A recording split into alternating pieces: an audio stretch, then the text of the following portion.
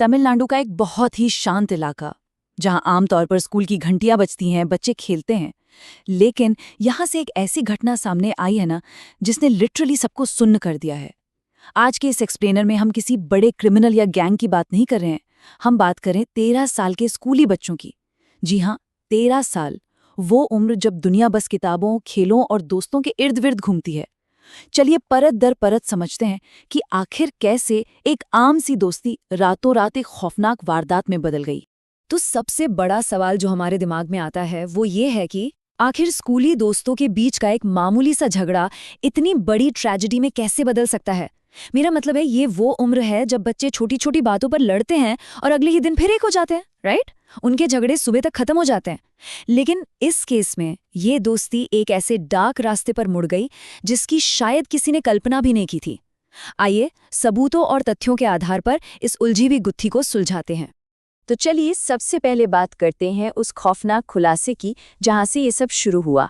सब कुछ तब शुरू हुआ जब तमिलनाडु में एक 13 साल का लड़का अचानक से लापता हो गया। अब सोचिए, जब शाम ढलने के बाद कोई बच्चा घर नहीं लौटता तो परिवार पर क्या बीतती है। तलाश शुरू हुई, पड़ोसियों से पूछताछ हुई। शुरुआत में लगा कि शायद बच्चा कहीं भटक गया है या किसी दोस्त के घर रुक गया है। लेकिन जैसे जैसे घंटे बीतते गए, डर बढ़ता गया और फिर ये तलाश एक बेहद खौफनाक जगह पे जाकर खत्म हुई। एक सुनसान इलाके में एक छिपी हुई कब्र मिली। और ध्यान दीजिए, ये कोई एक्सीडेंट नहीं था। इसे बहुत ही चालाकी से छिपाया गया था, जिसमें उसी लापता बच्चे का शव मौजूद था। इस खोज ने पूरे इलाके में दहशत फैला दी, क्योंकि ये साफ था कि ये किसी की बहुत ही सोची समझी और क्रूर हरकत थी। अब आइए उस रात के पूरे घटनाक्रम की टाइमलाइन को समझने की कोशिश करते हैं। आखिर उस रात हुआ क्या था। शाम की शुरुआत बिल्कुल नॉर्मल थी। कुछ स्कूली दोस्त एक साथ इकट्ठा हुए थे, बिल्कुल वैसे ही जैसे आमतौर पर बच्चे गपशप करने या टाइम पास करने के लिए मिलते हैं।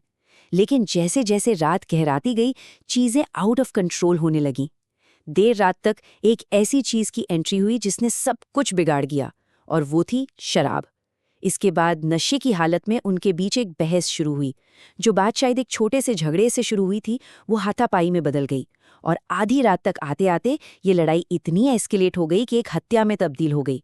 सोचिए, चंद घंटों के भीतर एक नॉर्मल सी शाम एक खौफनाक अपराध बन गई। अब यहाँ जो सबसे बड़ा फैक्टर है, हम उसकी बात करते हैं, शराब की भूमिका। इस पूरे मामले में जो सबसे अहम और डरावनी बात है वो है कम उम्र में शराब का सेवन।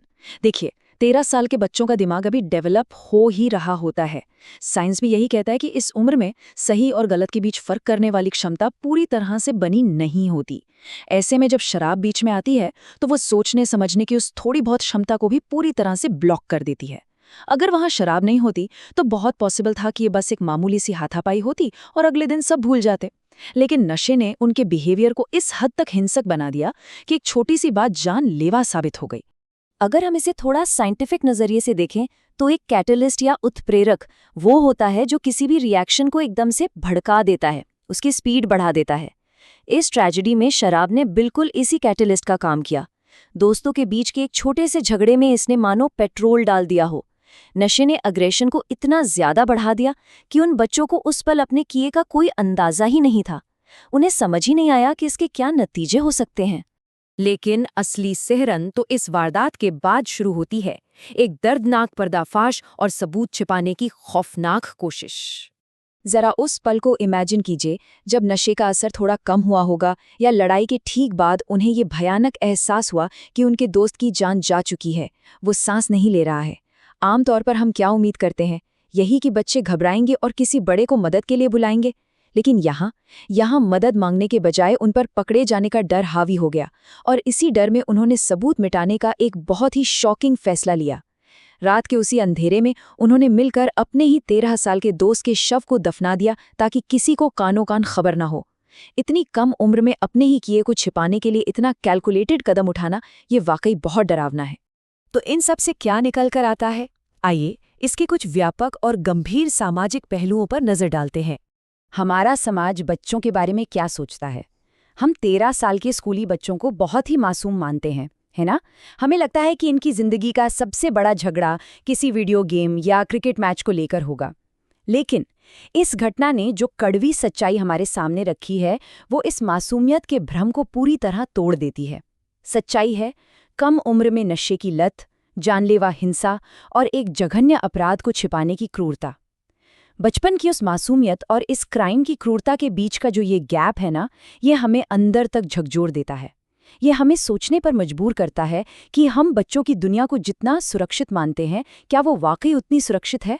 इस पूरे एक्सप्लेनर से कुछ बहुत ही क्रिटिकल बातें सामने आती हैं। ये सिर्फ एक क्राइम न्यूज़ नहीं है, बल्कि हमारे लिए एक गहरी चेतावनी है। पहला, ये हमें दिखाता है कि कम उम्र में शराब पीने के कितने भयानक और परमानेंट नतीजे हो सकते हैं। बस एक पल की गलती और पूरी जिंदगी खत्म।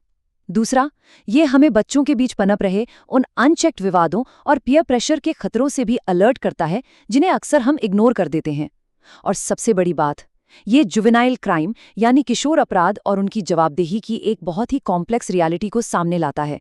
जब इतने छोटे बच्चे ऐसा कुछ करते हैं तो हमारा लीगल और सोशल सिस्टम इसे कैसे हैंडल करे? और अंत में ये पूरा केस हमें एक बहुत ही चुभने वाले सवाल के साथ छोड़ जाता है। बचपन के एक छोटे से विवाद को इतनी बड़ी जानलेवा ट्रेजेडी बनने से रोकने के लिए हमारे समाज, स्कूलों और परिवारों को किस तरह की स्ट्रक्चरल अवेयरनेस की जरूरत है? हमें किन बातों पर ध्यान देना चाहिए ताकि हम इन रेड फ्लैग्स को पहले ही पहचान सकें? ये एक ऐसा सवाल है जिस पर हम सबको बहुत ही सीरियसली सोचने की जरूरत है, ताकि भविष्य में कोई और बच्चा या परिवार इस भयानक दर्द से ना गुजरे। इस एक्सप्लेनर में हमारे साथ जुड़ने के लिए बहुत बहुत धन्यवाद।